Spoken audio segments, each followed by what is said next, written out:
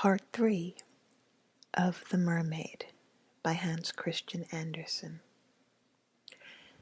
The sun had not risen when she came in sight of the prince's palace and landed at the beautiful marble steps. The moon was shining bright and clear. The little mermaid drank the burning, stinging draught, and it was like a sharp, two-edged sword running through her tender frame. She fainted away and lay as if she were dead. When the sun rose on the sea, she woke up and became conscious of a sharp pang. But just in front of her stood the handsome young prince, fixing his coal black eyes on her.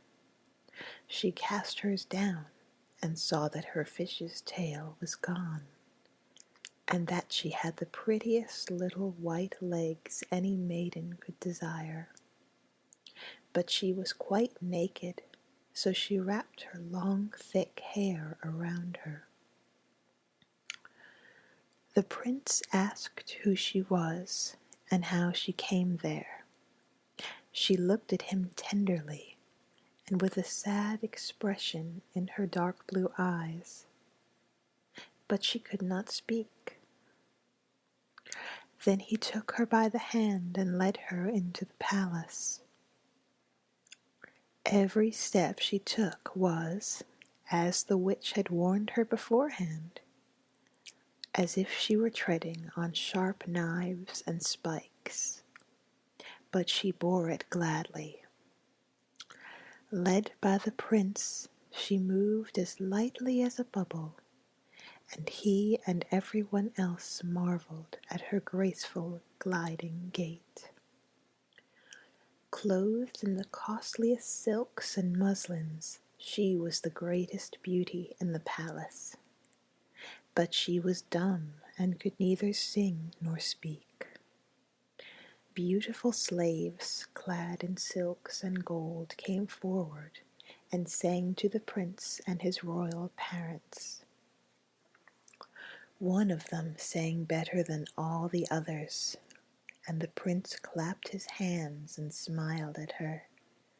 That made the little mermaid very sad, for she knew that she used to sing far better herself. She thought, oh, if he only knew that for the sake of being with him I had given up my voice forever. Now the slaves began to dance, graceful undulating dances to enchanting music. Thereupon the little mermaid, lifting her beautiful white arms and raising herself on tiptoe, glided on the floor with a grace which none of the other dancers had yet attained. With every motion her grace and beauty became more apparent, and her eyes appealed more deeply to the heart than the songs of the slaves. Everyone was delighted with it, especially the prince, who called her his little foundling, and she danced on, notwithstanding that every time her foot touched the ground it was like treading on sharp knives. The prince said she should always be near him, and she was allowed to sleep outside his door on a velvet cushion. He had a man's dress made for her, so that she could ride about with him. They used to ride through scented woods, where the green branches brushed her shoulders, and little birds sang among the fresh leaves. She climbed up on the highest mountains with the prince, and though her delicate feet bled so that others saw it, she only laughed and followed him until they saw the clouds sailing below them like a flock of birds, taking flight to distant lands. At home in the prince's palace, when at night the others were asleep, she used to go out onto the marble steps. It cooled her burning feet to stand in the cold sea water, and at such times she used to think of those she had left in the deep. One night her sisters came arm in arm. They sang so sorrowfully as they swam on the water that she beckoned to them, and they recognized her and told her how she had grieved them all. After that, they visited her every night, and one night she saw, a long way out, her old grandmother, who for many years had not been above the water, and the Merman King with his crown on his head. They stretched out their hands toward her, but did not venture so close to land as her sisters. Day by day she became dearer to the prince. He loved her as one loves a good, sweet child, but it never entered his head to make her his queen. Yet unless she became his wife, she would never win an everlasting soul, but on his wedding morning would turn to sea foam. Am I not dearer to you than any of them? The little mermaid's eyes seemed to say when he took her in his arms and kissed her beautiful brow. Yes, you are the dearest one to me, said the prince, for you have the best heart of them all, and you are fondest of me. You are also like a young girl I once saw, but whom I never expect to see again. I was on board a ship which was wrecked. I was driven on shore by the waves close to a holy temple where several young girls were ministering at a service. The youngest of them found me on the beach and saved my life. I saw her but twice. She was the only person I could love in this world. But you are like her. You almost drive her image out of my heart. She belongs to the holy temple, and therefore by good fortune you have been sent to me. We will never part. Alas, he does not know that it was I who saved his life, thought the little mermaid. I bore him over the sea to the wood where the temple stands. I sat behind the foam and watched to see if anyone would come.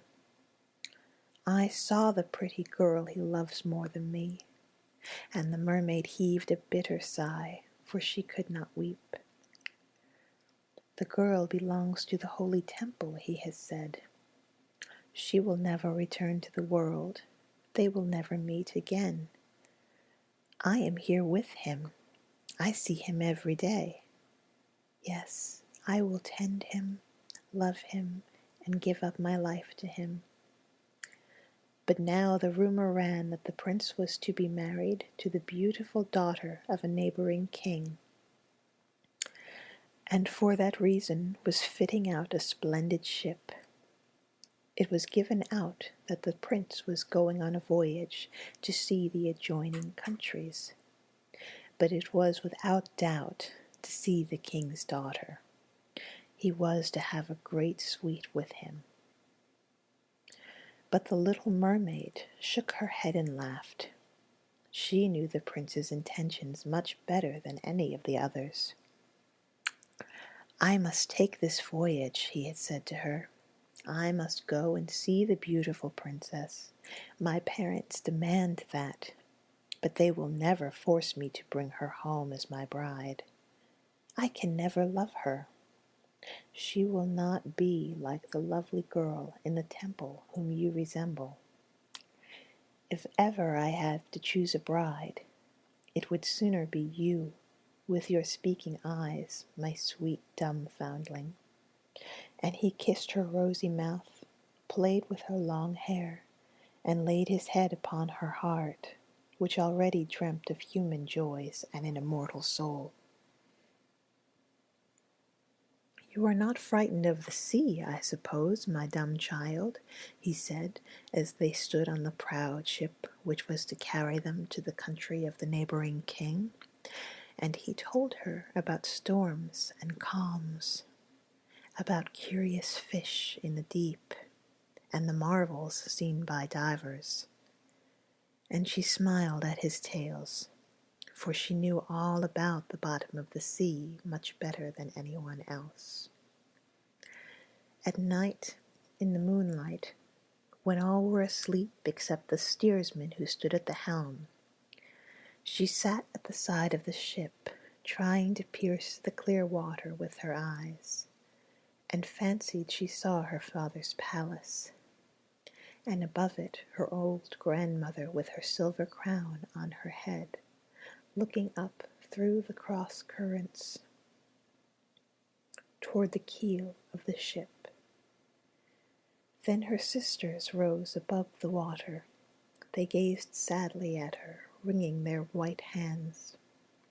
She beckoned to them, smiled, and was about to tell them all was going well and happily with her, when the cabin boy approached, and the sisters dived down. But he supposed that the white objects he had seen were nothing but flakes of foam.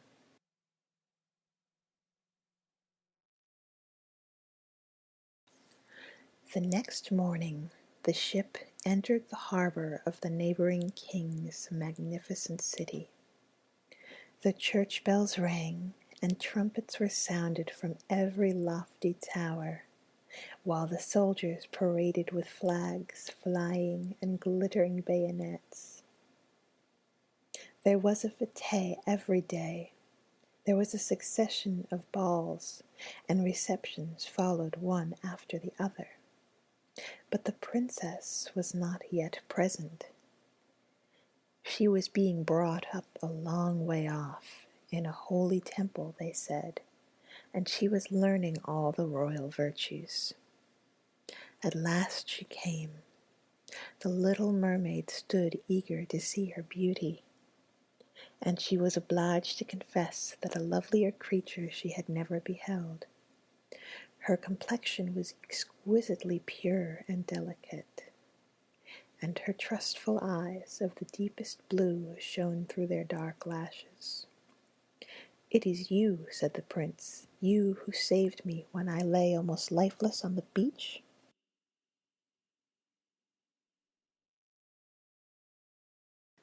And he clasped his blushing bride to his heart.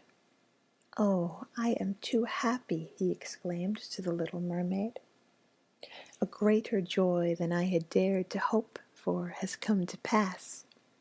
You will rejoice at my joy, for you love me better than anyone." Then the little mermaid kissed his hand and felt as if her heart were broken already. His wedding morn would bring death to her and change her to foam. All the church bells pealed and heralds rose through the town proclaiming the nuptials. Upon every altar throughout the land, fragrant oil was burnt in costly silver lamps. Amidst the swinging of censers by the priests, the bride and bridegroom joined hands and received the bishop's blessing. The little mermaid, dressed in silk and gold, stood holding the bride's train, but her ears were deaf to the festal strains. Her eyes saw nothing of the sacred ceremony. She was thinking of her coming death and of all she had lost in this world. That same evening the bride and bridegroom embarked, amidst the roar of cannon and the waving of banners. A royal tent of purple and gold, softly cushioned, was raised amidships where the bridal pair were to repose during the calm, cool night. The sails swelled in the wind, and the ship skimmed lightly and almost without motion over the transparent sea. At dusk, lanterns of many colors were lighted, and the sailors danced merrily on deck. The little mermaid could not help thinking of the first time she came up from the sea and saw the same splendor and gaiety. And she now threw herself among the dancers, whirling as a swallow skims through the air when pursued. The onlookers cheered her in amazement. Never had she danced so divinely. Her delicate feet pained her as if they were cut with knives, but she did not feel it, for the pain at her heart was much sharper. She knew that it was the last night that she would breathe the same air as he, and would look upon the mighty deep and the blue starry heavens. An endless night without thought and without dreams awaited her, who neither had a soul nor could win one. The joy and revelry on board lasted till long past midnight.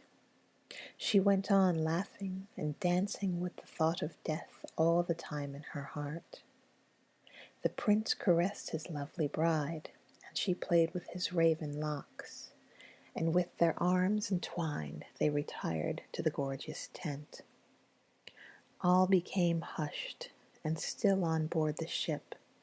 Only the steersman stood at the helm. The little mermaid laid her white arms on the gunwale and looked eastwards for the pink-tinted dawn. The first sunbeam, she knew, would be her death. Then she saw her sisters rise from the water. They were as pale as she was. Their beautiful long hair no longer floated on the breeze, for it had been cut off. "We have given it to the witch to obtain her help, so that you may not die tonight. She has given us a knife. Here it is. Look how sharp it is. Before the sun rises, you must plunge it into the prince's heart, and when his warm blood sprinkles your feet, they will join together and grow into a tail, and you will once more be a mermaid. You will be able to come down into the water to us, and to live out your 300 years before you are turned into dead salt sea foam. Make haste, you or he must die before sunrise. Our old grandmother is so full of grief that her white hair has fallen off as ours fell under the witch's scissors. Slay the prince and come back to us. Quick, quick! Do you not see the rosy streak in the sky? In a few minutes the sun will rise, and then you must die." Saying this, they heaved a wondrous deep sigh and sank among the waves. The little mermaid drew aside the purple curtain from the tent and looked at the beautiful bride asleep with her head on the prince's breast. She bent over him and kissed his fair brow, looked at the sky where the dawn was spreading fast, looked at the sharp knife, and again fixed her eyes on the prince, who, in his dream, called his bride by name. Yes, she alone was in his thoughts. For a moment the knife quivered in her grasp, then she drew it far out among the waves, now rosy in the morning light, and where it fell the water bubbled up like drops of blood. Once more she looked at the prince, with her eyes already dimmed by death, then dashed overboard and fell, her body dissolving into foam. Now the sun rose from the sea, and with its kindly beams warmed the deadly cold foam, so that the little mermaid did not feel the chill of death. She saw the bright sun, and above her floated hundreds of beauteous, ethereal beings, through which she could see the white ship and the rosy heavens. Their voices were melodious, but so spirit-like that no human ear could hear them, any more than earthly eye could see their forms. Light as bubbles they floated through the air without the aid of wings. The little mermaid perceived that she had a form like theirs. It gradually took shape out of the foam. "To whom am I coming?" said she, and her voice sounded like that of the other beings, so unearthly in its beauty that no music of ours could reproduce it. "To the daughters of the air," answered the others. "A mermaid has no undying soul, and can never gain one without winning the love of a human being. Her eternal life must depend upon an unknown power. Nor have the daughters of the air an everlasting soul, but by their own good deeds they must create one for themselves. We fly to the tropics, where mankind is the victim of hot and pestilent winds. There we bring cooling breezes. We diffuse the scent of flowers all around, and bring refreshment and healing in our train. When, for 300 years, we have labored to do all the good in our power, we gain an undying soul and take a part in the everlasting joys of mankind. You, poor little mermaid, have with your whole heart struggled for the same thing as we have struggled for. You have suffered and endured, raised yourself to the spirit world of the air, and now, by your own good deeds, you may, in the course of 300 years, work out for yourself an undying soul." Then the little mermaid lifted her transparent arms towards God's sun, and for the first time shed tears. On board ship, all was again life and bustle. She saw the prince with his lovely bride searching for her. They looked sadly at the bubbling foam, as if they knew that she had thrown herself into the waves. Unseen, she kissed the bride on her brow, smiled at the prince, and rose aloft with the other spirits of the air to the rosy clouds which sailed above. "In 300 years we shall thus float into paradise." "We might reach it sooner," whispered one. "Unseen we flit into those homes of men where there are children, and for every day that we find a good child who gives pleasure to its parents and deserves their love, God shortens our time of probation. The child does not know when we fly through the room, and when we smile with pleasure at it, 1 year of our 300 is taken away. But if we see a naughty or badly disposed child, we cannot help shedding tears of sorrow, and every tear adds a day to the time of our probation."